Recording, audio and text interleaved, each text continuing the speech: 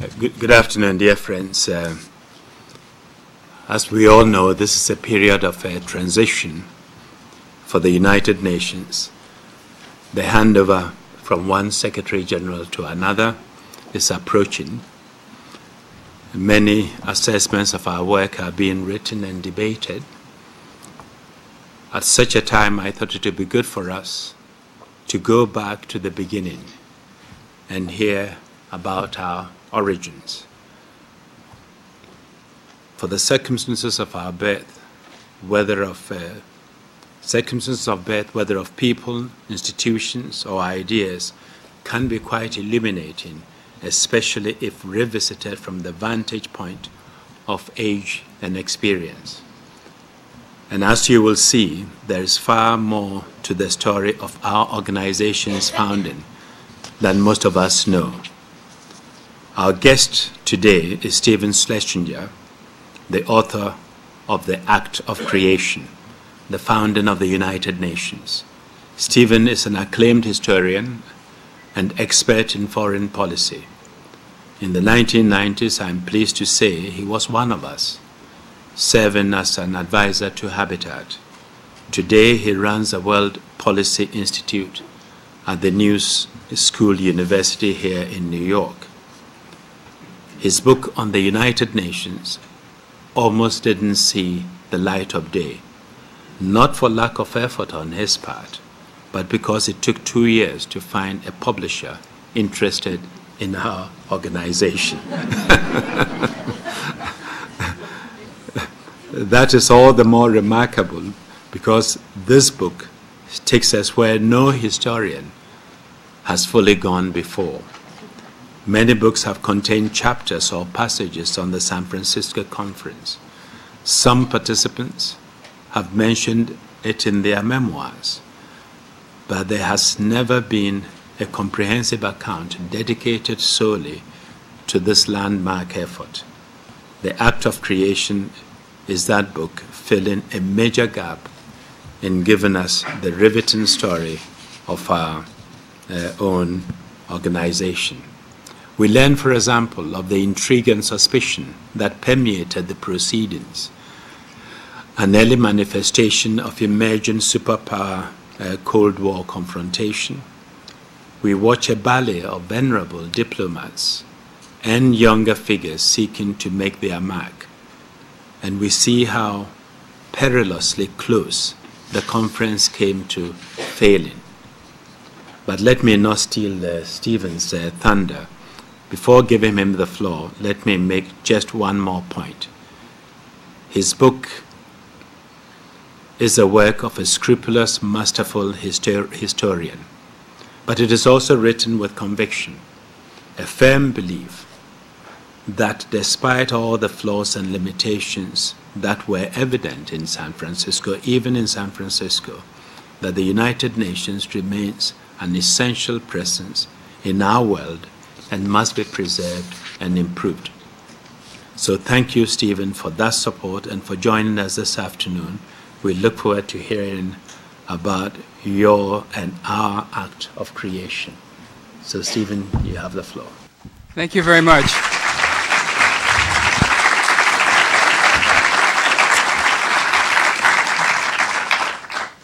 There are some seats up front here. Why don't you come and sit, please?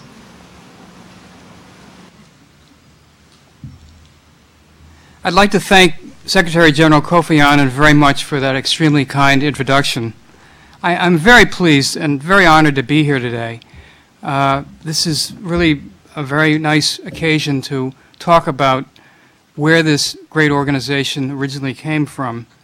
And I will talk today about how the UN Charter came into being at the 1945 conference in San Francisco. It was there, as you may recall, if you've read my book or if you've read books about the UN, that some 50 countries gathered together to draft this landmark document that set up this institution in order to guarantee the peace around the world. It is this subject about which I've written my book, Act of Creation, and frankly at the time I thought I would be relating a very familiar story. But I soon found out, as Mr. Annan has indicated, in the course of my research that there had been no full study of that extraordinary conclave. Somehow, over time, the UN's creation had begun simply to be taken for granted by its membership, indeed by the world. However, as we all know, history is to civilization as memory is to the individual. We really do need to know where we have come from. The more knowledge we have about the UN's origins, the better ability we will have to improve and strengthen the organization for the future. And this was the real impetus behind my own quest to seek out what had happened in San Francisco. Now, in the establishment of any large global body, there are always going to be many framers, many authors, many parents. And this was certainly true of the birthing story of the United Nations. But if there was one single individual and one single state to whom we can attribute much of this singular accomplishment, it was surely to President Franklin Roosevelt and to the United States. That is simply a reality of what happened in 1945. And as a consequence, I will be mainly telling this tale from the American viewpoint. Franklin Roosevelt indeed was the central figure in this drama. Above all, he was the one who drove the idea forward with his signature flair and his iron determination. As many of you may know, he began his career as the Assistant Secretary of Navy under President Woodrow Wilson. And it was there that he became a fervent supporter of Wilson's dream of establishing a League of Nations following the end of the First World War. Wilson's plan really drew on our common geopolitical heritage, starting with the Peace of Westphalia in 1648, after the 30 Years' War, and the Congress in Vienna in 1815, after the Napoleonic Wars, along with the concept developed in the 18th century by the great philosopher Immanuel Kant in his treatise Towards Perpetual Peace. In simplest terms, Wilson proposed a global assembly which would bring together all nations under international law in peaceable relationships. Now, as a mark of his commitment to this league, Franklin Roosevelt delivered hundreds of speeches around the United States in 1919 and 1920 in favor of the League. But he was bitterly disappointed when the League went down to defeat at the hands of the American Senate, meaning that the United States would never join the organization and dealing the League a blow from which it never fully recovered. But Roosevelt had learned very valuable lessons from the League's failure on how to avoid the pitfalls of setting up a similar type of organization in the future. It was in 1939, 7 years after his accession to the presidency, that Roosevelt saw the war clouds gathering in Europe and became convinced that another world war would soon erupt. At that moment, being the quite extraordinary visionary that he was, instead of bearing any hopes of global comedy in despair, he resurrected the idea of a global body. He instructed his State Department to start drafting a UN charter, but to do so in secret, for he feared, even then, rousing the wrath of American isolationists. And then, during the entire 5 years of the Second World War, he and the State Department, with the help of members of Congress, worked out the primary principles for this organization. But Roosevelt first had to overcome the objections of his closest wartime allies, the British and the Soviet Union. Winston Churchill and Joseph Stalin both told him that they preferred, instead of a centralized UN, they preferred a series of regional councils to run the world, one in Europe, one in the Americas, one in Asia, one in Africa, and so on. However, Roosevelt stuck to his concept of a single all-encompassing organization, and it was his idea that ultimately prevailed. All of the leaders, though, supported the idea of collective security, the idea of states coming together around common ideals to defend themselves against aggressors. It was Roosevelt's keen insight, though, to make further changes in the UN structure based on his unhappy experiences with the League of Nations. And eventually, he drew in both Stalin and Churchill to agree to a mix of idealism and realism in devising the new operational framework of the world body. Now, on the idealistic side, there was now going to be a General Assembly, which would be the forum in which all states, no matter what their size or wealth, would have the right to speak, as well as the right to cast an equal vote with other nations, and to control the UN's budget, and to gain the UN's legal protection against meddling in their domestic affairs. The Assembly's resolutions, nonetheless, would not be binding on member states, though they would carry immense moral force. In addition, the new leader of the UN, the Secretary General, would be more than just an invisible clerk, which had been true in the days of the League. The new charter now made him the Chief Administrative Officer and accorded him special authority under Article 99, quote, to bring to the attention of the Security Council any matter which, in his opinion, may threaten the maintenance of peace and security, end quote. This meant, in effect, that the Secretary General could help initiate debate and, when necessary, propose courses of action, neither of which powers the League had ever granted its own administrative officer. Still, when the UN first began, curiously enough, the majority of outside observers thought the most powerful position at the UN would always be the presidency of the General Assembly. And indeed, the UN's first Secretary General, Trygve Lie, unsuccessfully sought that post initially, but having lost it, settled reluctantly for what he saw as the lesser job of Secretary General.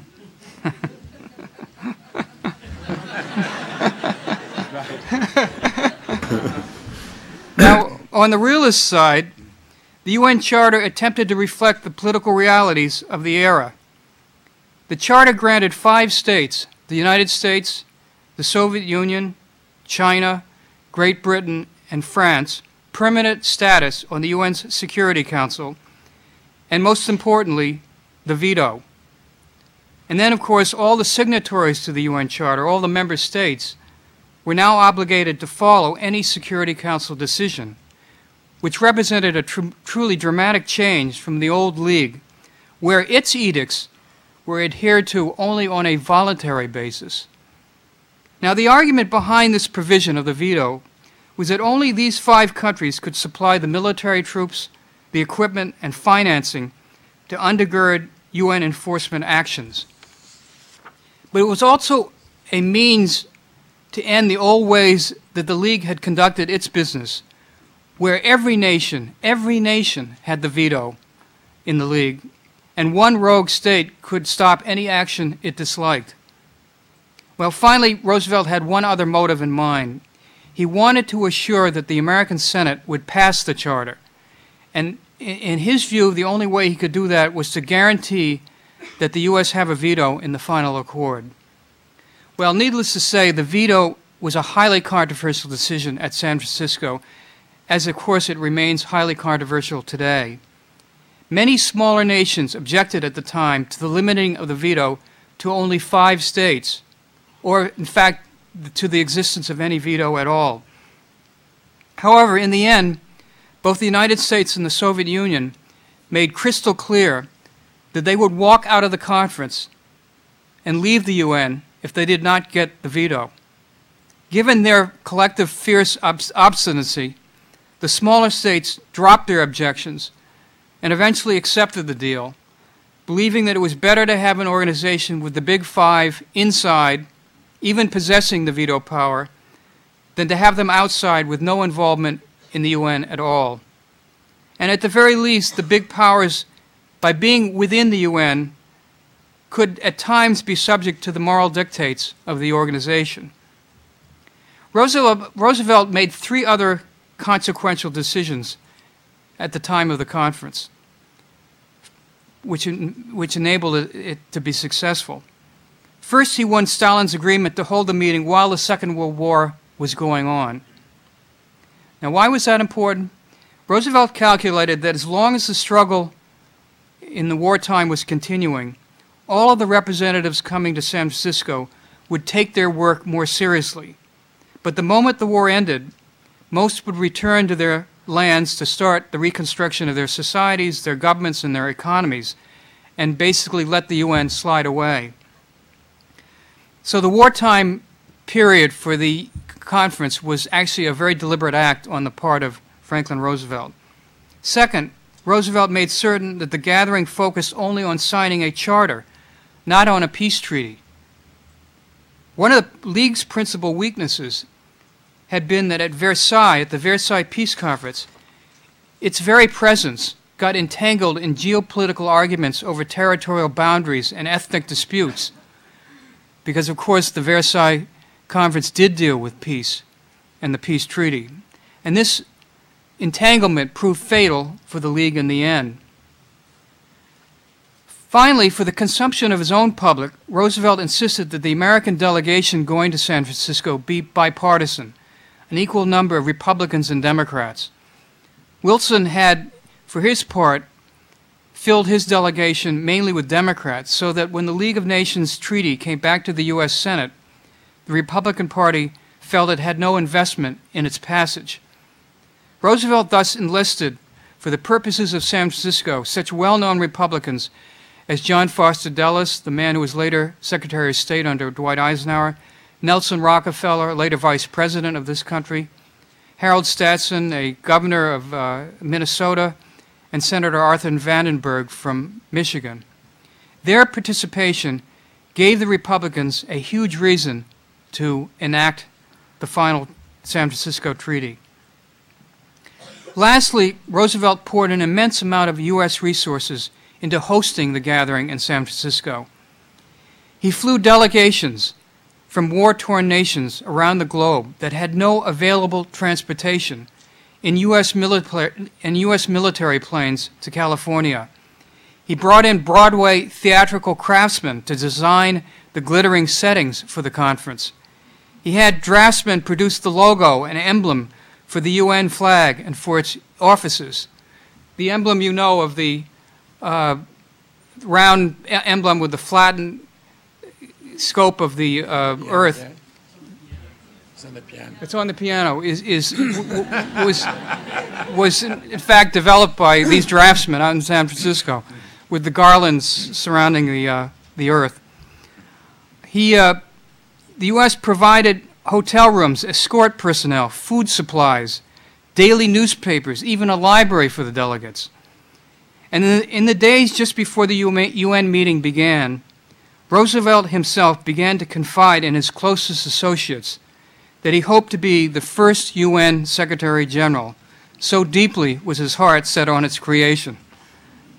It was in his mind to be his greatest legacy and America's most important gift to the world, but it was his final act. For then, 13 days before the conference opened, Franklin Roosevelt died, and America and the world faced a crossroads. There was now a new leader in the White House, an enigmatic and still unknown politician named Harry Truman. He was a former senator who had never attended college, had been abroad once in his life when he had fought in the First World War, and otherwise had had no serious involvement in international affairs.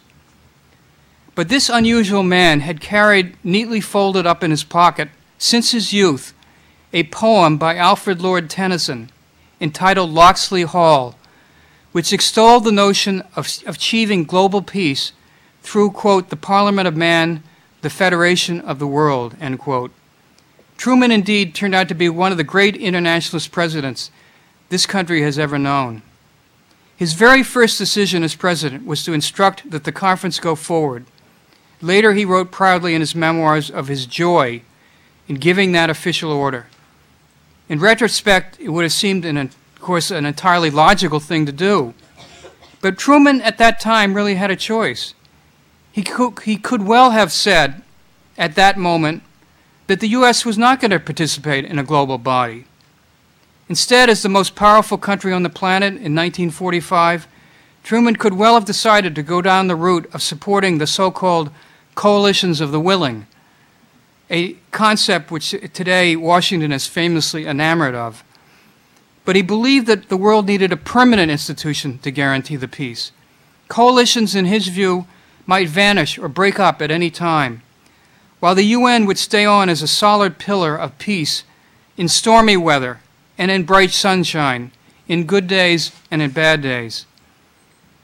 Once the conference began, Truman kept in touch with his delegation on a daily basis, and there was a need to do so, for the meeting almost collapsed at least a half-dozen times in internal disputes, any of which could have proven to be the death knell for the organization. I go into greater detail in my book about these showdowns, but let me just discuss a few of them briefly. There were, first, confrontations about the admissions of certain states. Only states that had declared war against the Axis powers were originally to be admitted to the San Francisco Conference. But the Western nations had opposed Poland's admission on the grounds it was a crypto-communist state. The Soviets had raised havoc over Argentina's admission on the grounds it was a crypto-Nazi country. However, after painful and very public struggles, both nations were finally allowed membership in the UN. There was also another very public tussle over whom should be the president of the conference. Normally, the host nation has the presidency, in this case, the United States. But the Soviet Union wanted all 5 veto states to share in the leadership. Again, a compromise was reached. Eventually, all 5 agreed to rotate the presidency. There were, of course, also, as I mentioned earlier, the angry fights over the veto between the big states and the smaller ones. But even among the veto nations themselves, there was a dispute about how broad the veto should be. The Soviets desired an absolute veto that would have blocked any discussion of even a crisis in the Security Council, while the West insisted on a more limited version of the veto that would not apply to that sort of discussion. Eventually, it took Truman sending Harry Hopkins to Moscow for a showdown meeting with Stalin to come to an agreement whereby the Soviets backed down on their position and the more limited veto came into being. There were questions also about whether regional organizations should be part of the UN.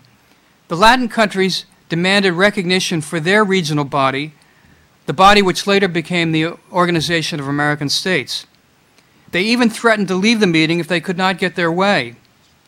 Their threat was so acute, so alarming, that the UN quickly took action and immediately agreed to adopt Article 51, which today permits regional bodies to be part of the organization. And finally, there was a great face-off over the powers of the General Assembly, what kind of powers they should have in international crises. Now, a compromise in the final days of the San Francisco meeting was reached, finally granting to the Assembly more leeway to be involved in pronouncing on global conflicts. A lot of these issues that I've discussed, you will hear echoes today because many of them have never been fully resolved. Many of them are still subject to revisiting by the membership of this organization. On the final day of the conference, President Harry Truman delivered an impassioned speech, really one for the ages. If you have a chance to read this speech, it is a quite extraordinary address. I'm just going to read one short excerpt from his address as follows. Truman said, quote, "The successful use of this instrument will require the united will and firm determination of the free peoples who have created it. The job will tax the moral strength and fiber of all of us. We all have to recognize, no matter how great our strength, that we must deny ourselves the license to do always as we please. No one nation, no regional group can or should expect any special privilege which harms any other nation. If any nation would keep security for itself, it must be ready and willing to share security with all. That is the price which each nation will have to pay for world peace. Unless we are willing to pay that price, no organization for world peace can accomplish its purpose. And what a reasonable price that is," end quote. In the end, why did San Francisco succeed? I believe that in a sense there was no other choice.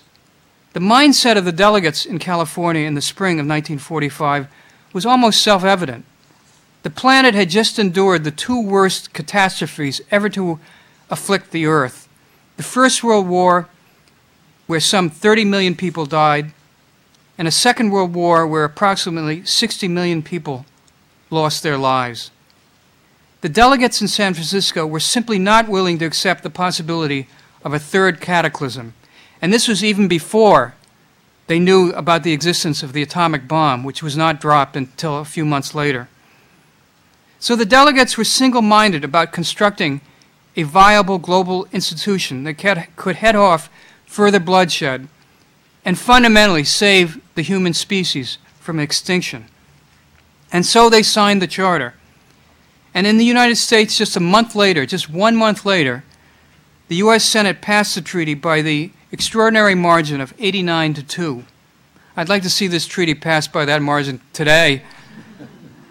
Now, could this organization be recreated today? I happen not to think so. I simply do not believe that the peoples of this globe, now consisting of 192 states, could ever come to a common agreement again on principles for a body of this sort. This planet really took advantage of one astonishing moment in history, a wondrous coming together of unique circumstances to come up with this assembly. A millisecond later, a millisecond earlier, and the UN would never have happened. And so today it remains the only body of this sort that we have in our world. To paraphrase Winston Churchill's famous comment about democracy, it is the worst of all systems except for all the others. And it is now up to us to preserve this institution for as long as humankind will endure. Thank you.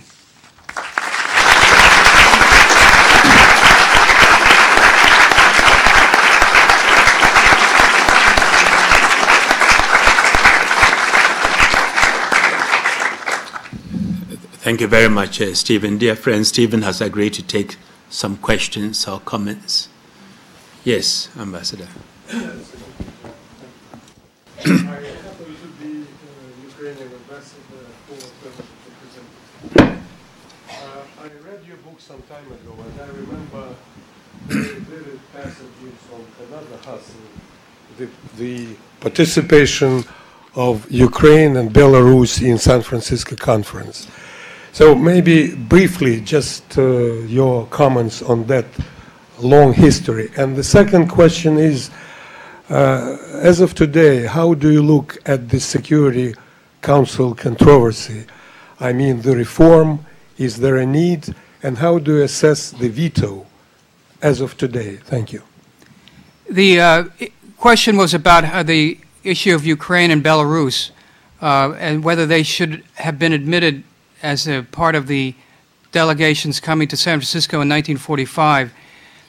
The controversy goes back to the Dunbarton Oaks Conference, which had happened a year earlier, when the Soviet Union insisted on having 16 votes that would comprise all the different ethnic and other divisions of the then Soviet Empire.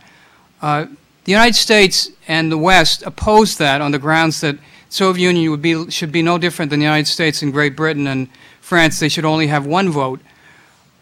The Soviets quite rightly pointed out, though, that the British had a Commonwealth, and that could consist of 12 or 13 votes. The French had their own colonies. The American government probably had a lot of the Latin votes. So there was a lot of discussion about how many votes each of these veto powers should have when San Francisco rolled around. In the end, at one point, Roosevelt was convinced by his aides that if the Soviet Union was going to demand 16 votes, the United States should have 48 votes, representing the 48 states. Finally, he withdrew that, realizing that was starting to get embarrassing, this whole issue of numbers. And at Yalta, finally the Soviets pulled back and agreed. There was an agreement they came to, which is that they would get Belarus and Ukraine as 2 additional votes in addition to their own vote in exchange for dropping their insistence on 16.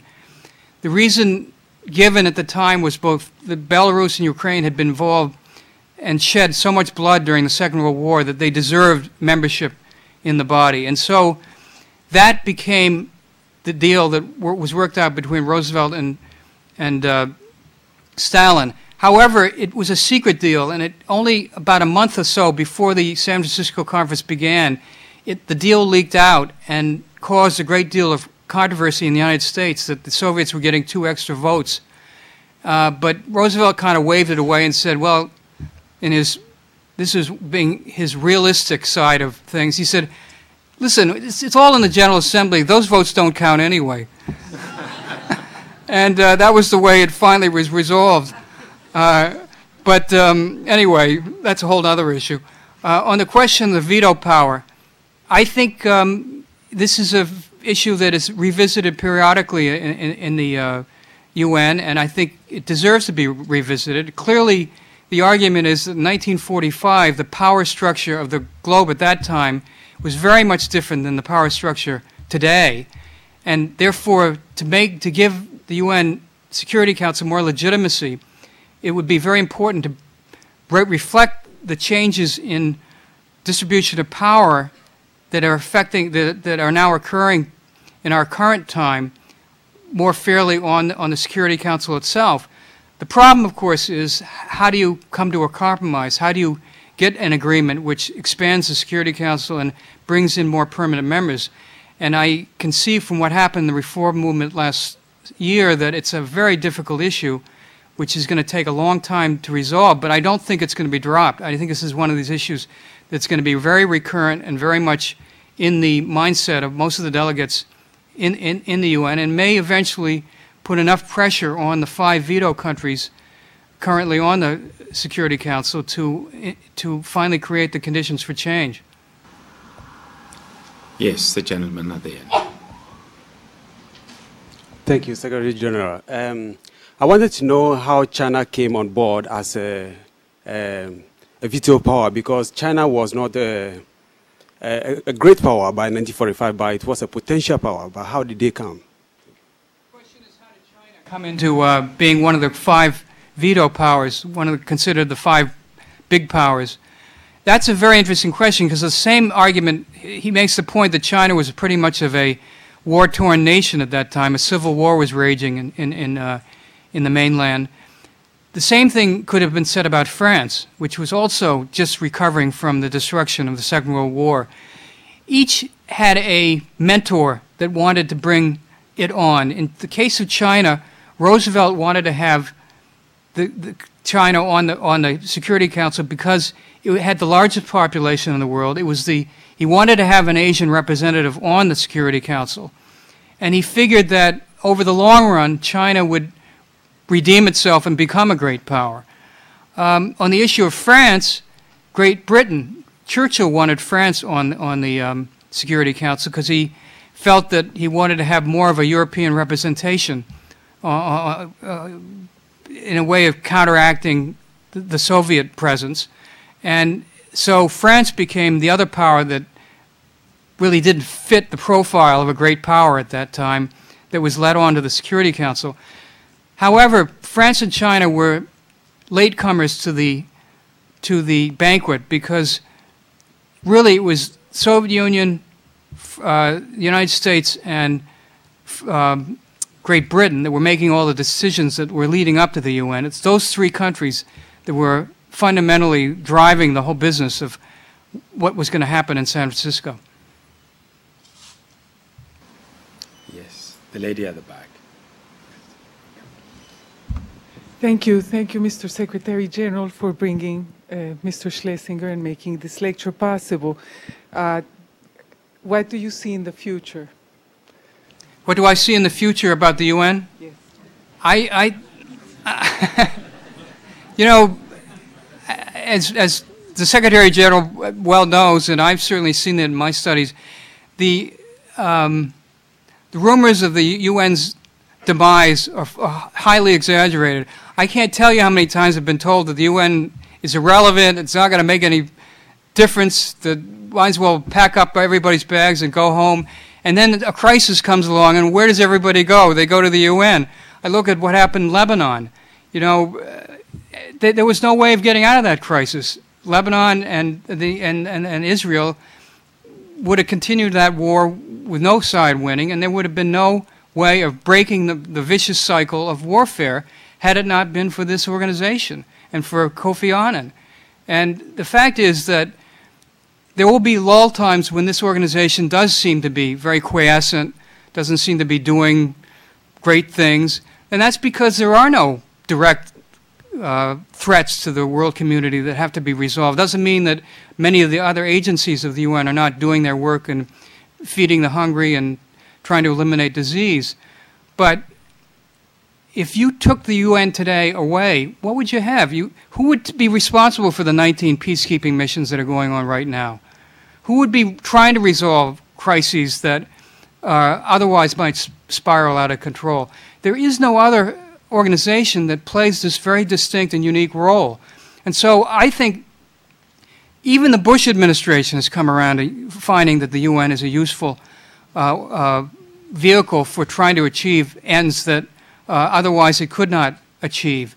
So my feeling is very positive about the UN. I think it has a role to play. I think it takes on more and more responsibility. The Peacekeeping Commission, the Democracy Fund, the new Human Rights Council,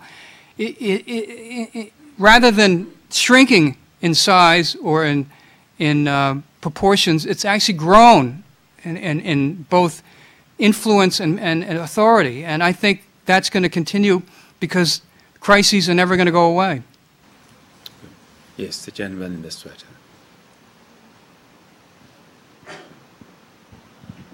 Thanks again to the Secretary General, and I hope that this is not the last time we have another academic event before you depart, obviously. Professor Schlesinger, my question regards the depiction of the media in your book as opposed to the media today. What are your thoughts on that? Because I remember that you were talking about the sense of euphoria with the media back then. And also, do you see individuals within the current government in the US that have the same potential, such as individuals you mentioned in the book, like Leo Polvosky or Rolf Bunch or Vandenberg, Rockefeller, etc.? Well, I think the UN remains, the question is about the UN's role with the media being quite enthusiastic back in 1945, and the U.S. attitude towards the UN today, whether there are any enthusiasts in the American society for this organization in our current time. It is true that the media got swept up, as everybody did at that time, in the enthusiasm for the UN, which is, in a sense, reflective of a very legitimate sentiment of that time, the desire that warfare could not be allowed to continue. There had to be some kind of body that would short-circuit crises before they spun out of control. I think the media today, it depends, of course, which media you're talking about, but does not always report accurately about how this organization operates. We do have some very distinguished journalists who do cover the UN for much of the media around the world. I happen to think that the representation of my own country in terms of coverage is not as great and is not as sophisticated as I would like. Too often, what happens in my own country is that the bad instances of where the UN is failing or the UN does not happen to be able to handle a particular crisis becomes the headline, as opposed to those times when the UN actually produces a legitimate solution. Even with the issue of the settlement of the Lebanon-Israel ceasefire, the credit really should have been given, in my view, far greater coverage to the United Nations. Once the ceasefire was put in effect, people went on to other issues and it was kind of forgotten. So I would fault my own media for not doing as great a job as they could, although there are certainly individuals who I could single out who have done played a very valuable role in conveying the way this organization actually operates. As for the UN and whether there are American enthusiasts, yes, there are. There are a lot of American enthusiasts. There's represented by the UN Association of the United States, represented by individuals in Congress. Despite what you read about Congress, there are a lot of Democrats and Republicans who are very supportive of this organization. The problem is that many of them fear to go public with it because they think it's not going to get them any votes. The UN, despite the fact that it has a 60 to 70% favorable rating among Americans, does not seem to convey with the same esprit the sense that it's a vote-gathering vehicle for people running for election. I find that a little problematical and not understandable, but that apparently is the mindset of most people running for office these days. They'd rather run against the UN rather than for it. And I always find that so ironic, since when you look back, it was this American government which created this organization. My feel is Americans should be proud of it. It was one of the great things we ever did for this wonderful and also very conflicted world. And we should be honored to be part of it and feel that it actually enhances our national security interests rather than diminishes them. So, yes, there are enthusiasts. They're not getting the voice or play that they should, but someday I feel that their voices will start being far more reflective of the general sentiment in this country in favor of the organization. Lady at the back.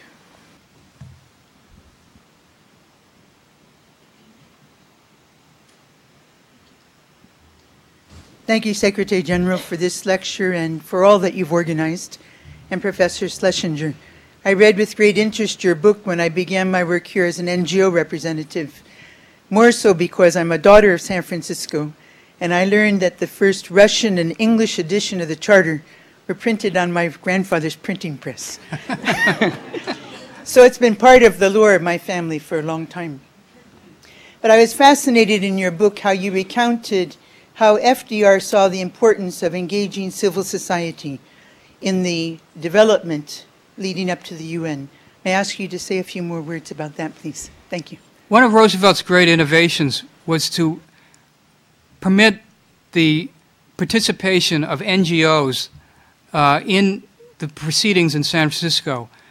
He realized that if he was going to win the support of the broad cross-section of the American people for this treaty. Remember, 25 years earlier, the League of Nations Treaty had been defeated by the U.S. Senate. So he was very conscious of spreading as much attention to as many different constituencies in the United States in order to get that groundswell of support to make sure that the Senate would ratify the UN treaty. So in order to do that, he allowed about 42 NGOs to come out to San Francisco and be official parts, be official representatives in the actual deliberations that went on with the U.S. mission. And in fact, the U.S. mission did meet almost on a daily basis with the leaders of these different organizations. And as a result of that, and also there were other countries brought along NGOs. The United States was not the only one to do this.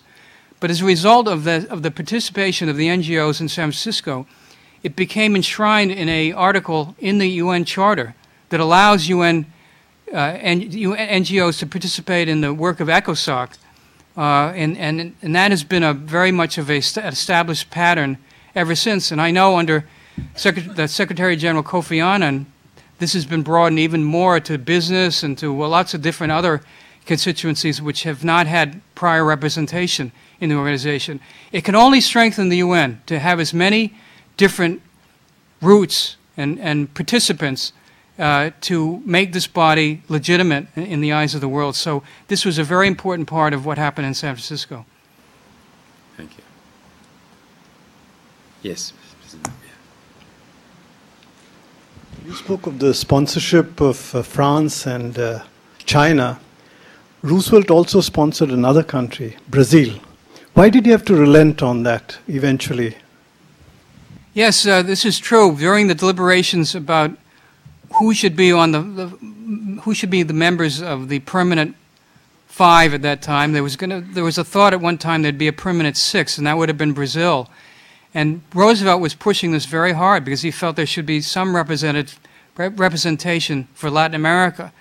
But in the end, he became convinced by his advisors and by the reaction of the other leaders of the Big 5 that Brazil did not constitute what he regarded as a world power at that time, and that despite the fact that Brazil had actually fought in the Second World War, it did not rise to the level of great power age, whatever that really is defined as, since clearly France and China didn't exactly fit the profile either.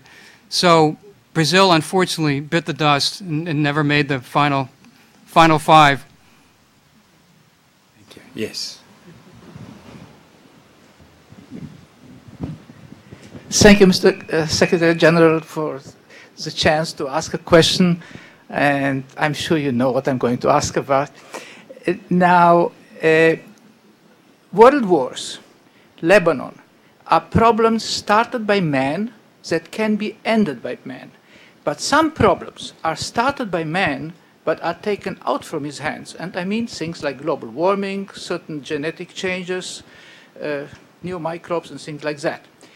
Do you see the possibility for this world body actually become more than an alliance of nations and actually become a superstructure that can actually try to tell us what to do in order to save ourselves from ourselves?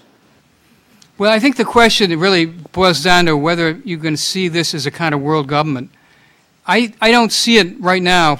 In fact, I don't see it for quite a long time, because I think that the nations who are member states of the United Nations are very jealous of their prerogatives as individual states and do not want to give up the notion that there should be some supranational, international body that would dictate how they operate as countries.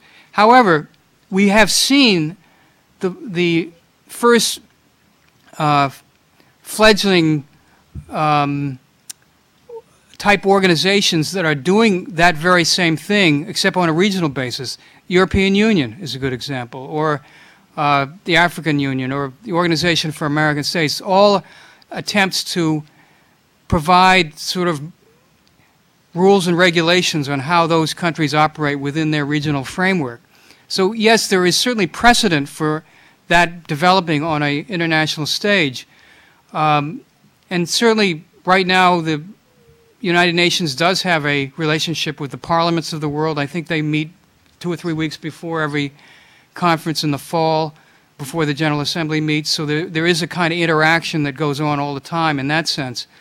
But I don't think that it will ever reach, at least while I'm alive, the point where you're going to have elected representatives to a world body representing, in effect, a world government. And in any case, in order to make that change, you would have to get the agreement of the 5 veto states, because they, as you know, under the Charter, they can block any amendment to the Charter that occurs. And I sort of think they like things the way it is right now. So I don't see them really jumping to this idea very, very enthusiastically. Good. Let me see. Okay.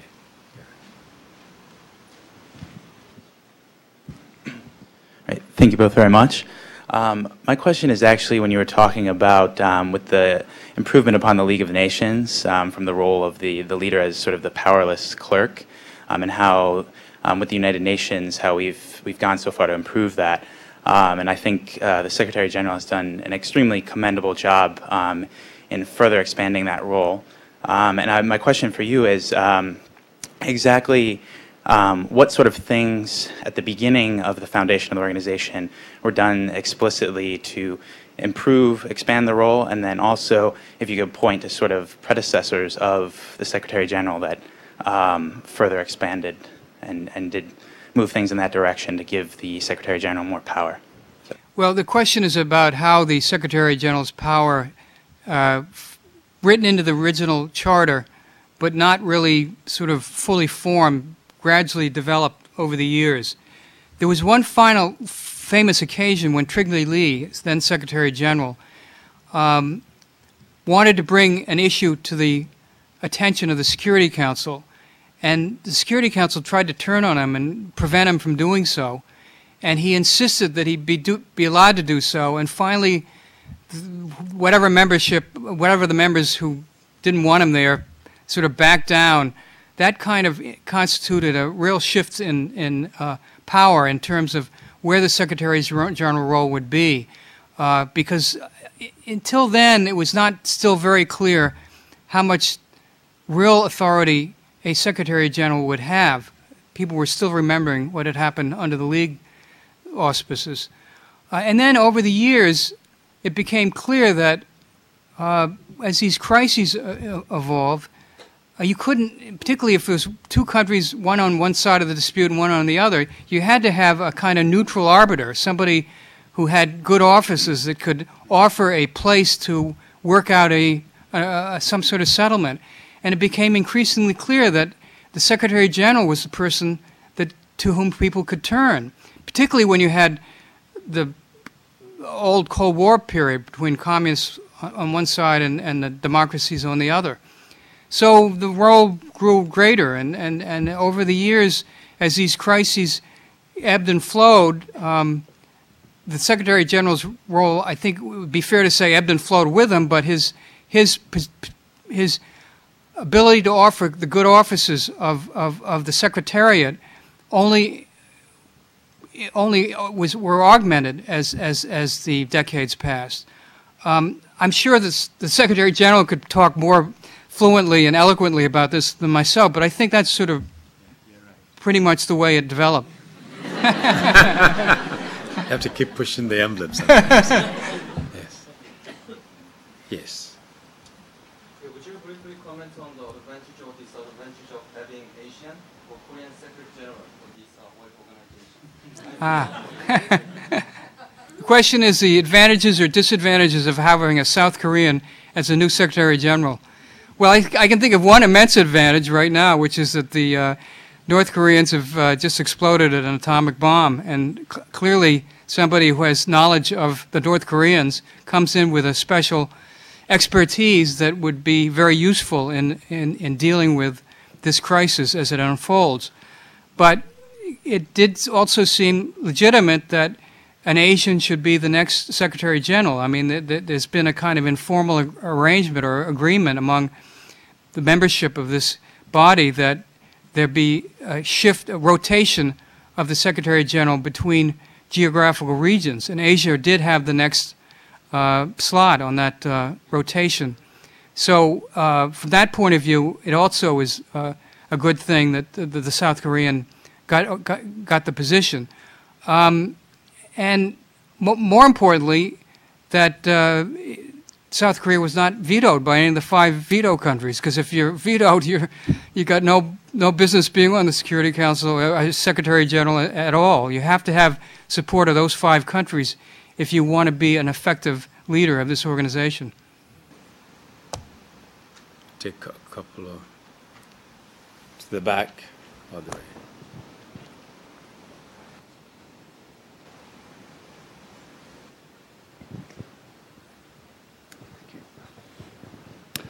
Thank you, Mr. Secretary General, for this lecture today and, in fact, the entire series. They've been very interesting. Professor, given that this might be called a child of President Roosevelt is nearing the prime of its middle age, if 60 is the new 50,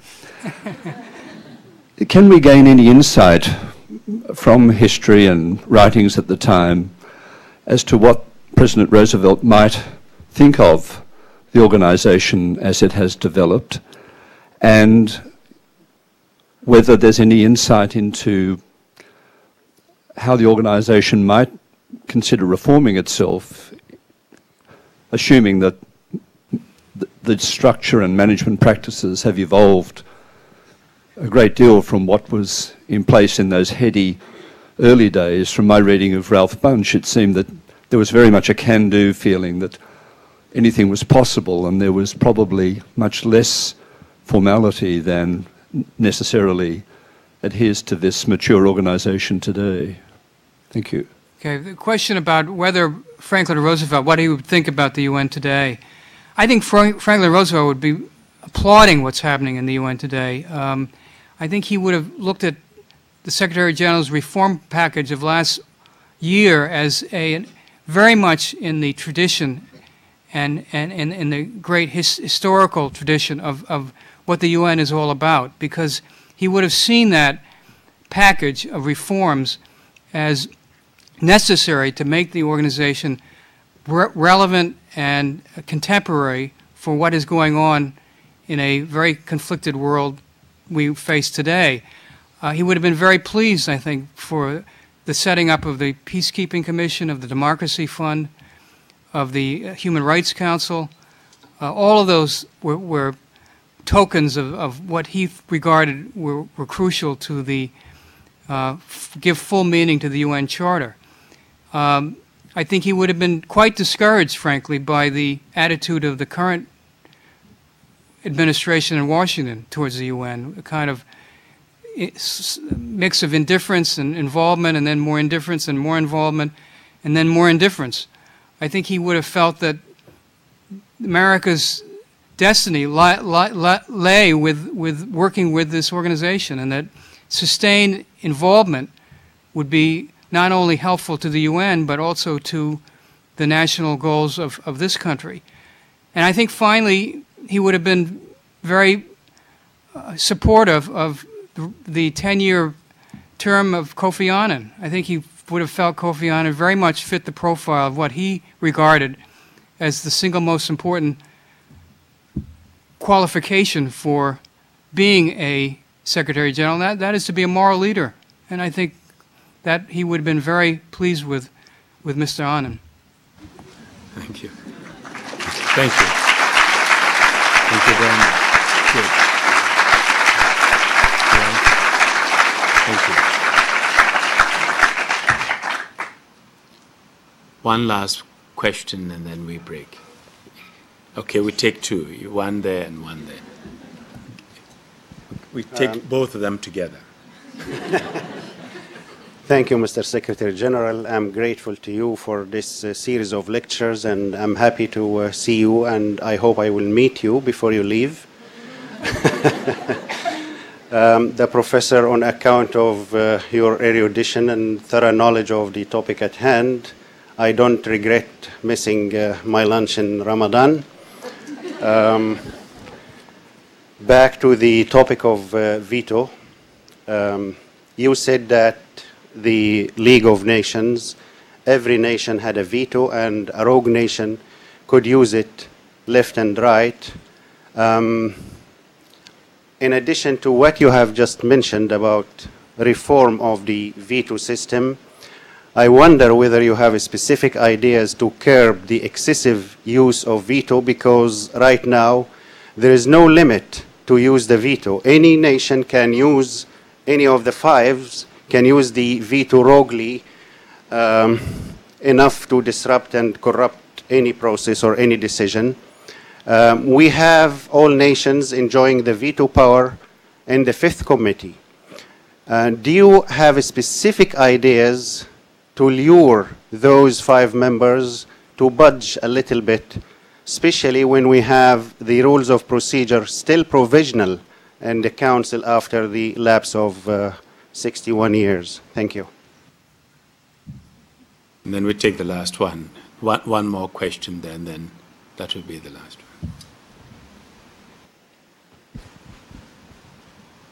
Thank you very much, Mr. Secretary General. And my question was in regards to the drafters of the UN Charter, perhaps maybe whether they envisioned the Charter to be more like a living document which could adapt to the realities of the world, similar to a national constitution, or whether it would be something to embed the realities of what was going on, or the power relations of 1945. Thank you. On the first question, the indiscriminate use of the veto by the 5 powers,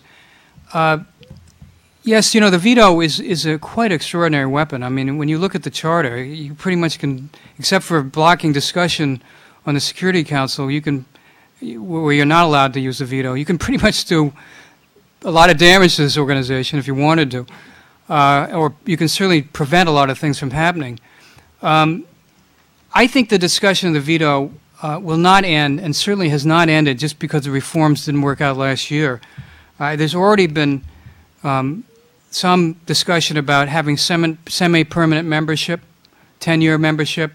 Some of the reforms that came out that were proposed by Kofi Annan's high-level reform commission go along those lines. And they certainly are still under discussion. And they could be a kind of bridge of a kind of short-term variety leading to basic changes in the veto much further down the line.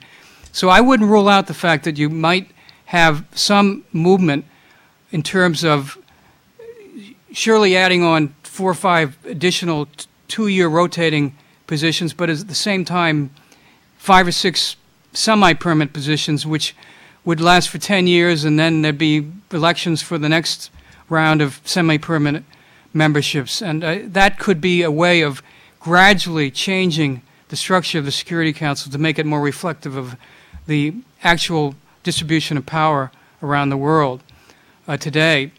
On the other issue, how the UN Charter was put together, I think it was done deliberately in very general type terms, because I think the founders realized that, like any constitution, it was going to have to adjust to the exigencies of every new age, and that every new decade made different demands on the body. And therefore, if you look at what the Charter says and what the UN has actually done, just for example, from the point of view of the Security Council, there have been many undertakings that the Security Council has endorsed that are not even mentioned in the original Charter. Peacekeeping, nation building, training of military troops, the use of constitution writing. The list actually is quite endless. All of these are concepts that were never originally part of the UN Charter, but have developed out of the needs of the community, the world community, at any particular time over the last 61 years. And that is the great strength of this Charter, that it is flexible, that it is elastic, that it can respond to the needs of every new generation. And it's one of the reasons why, unlike the League of Nations, the UN Charter is still very much relevant and very much a strong institutional document, even 61 years after its founding in San Francisco in 1945. Thank you very much, Stephen. I think you would all agree with me that it's given us a lot to chew on, and it's wonderful to come back periodically to sit and look back to where you've come from and looking at the art of creation, the ideas of the founders and what they have set out to achieve, and for us to look at it in terms of where we are and if we've lived up to their expectations and to the ideals. And again, to discover that some of the very debates that were taking place at the time of the founding of the organization are still going on now. We take, for example, the discussions of the veto, whether veto can be justified and whether it should be limited to 5, whether it should be taken away from them or additional vetoes be created. The role of the General Assembly and the Security Council, this debate is still going on. And some of these issues will be with us for a long time. But I think what is important and what Professor Schlesinger's discussions have brought home to us is that we live in a dynamic world and in a dynamic society. And as an organization, we need to adapt. And we have proven that over the years, we have been able to adapt, interpreting the Charter, bringing in new areas, expanding into new areas to cope with the realities of the day. And as we move forward as an organization, this challenge is going to be even greater, because we are going to be facing a whole slew of challenges which our founders could not have anticipated, and yet we have to deal with it. So we have to be creative and imaginative enough to be able to tackle them and still remain within our charter. So I think you would join me after 2 years of discussion about reform, transforming the UN, in thanking Professor Schlesinger for joining us this afternoon to take us back to the beginning. And really it's important to have a sense of history, because without a sense of history, you cannot have a sense of vision. So let's thank Professor Schlesinger for his time. Thank you.